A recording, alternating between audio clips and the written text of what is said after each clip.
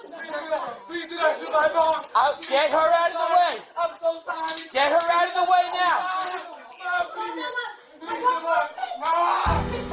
Win Rozario নিহত হওয়ার সময়কার ভিডিও প্রকাশ করেছে নিউ ইয়র্ক পুলিশ। তদন্তের অংশ হিসাবে বডি ক্যামেরা ভিডিওটি প্রকাশ করা হয়েছে।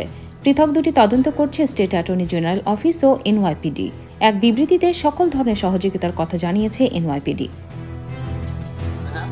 চলতি বছরে ২৭ মার্চ কুইন্সের ওজন পার্কে ১০৩ স্ট্রিট এবং ১০১ অ্যাভিনিউয়ের নিজ বাসায় পুলিশের গুলিতে মারা যান রোজারিও।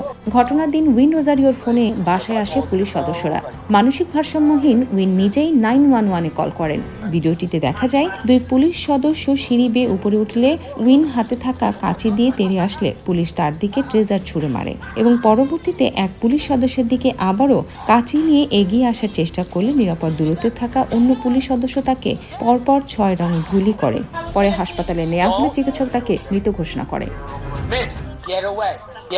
অ্যাটর্নি জেনারেল লেটলিয়া জেমসের কার্যালয় শুক্রবার বডি ক্যাম ভিডিওটি প্রকাশ করেছে। তদন্তের অংশ হিসেবে স্বচ্ছতা বৃদ্ধি এবং জনগণের আস্থা বৃদ্ধিতে সহায়তা করার জন্য নতুন ভিডিওটি জনসাধারণের সাথে শেয়ার করা হয়েছে।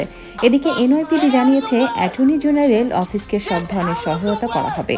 পুলিশ বিভাগ বলছে তদন্ত চলাকালে জড়িত দুই পুলিশ সদস্যের দায়িত্ব সীমিত করা হয়েছে।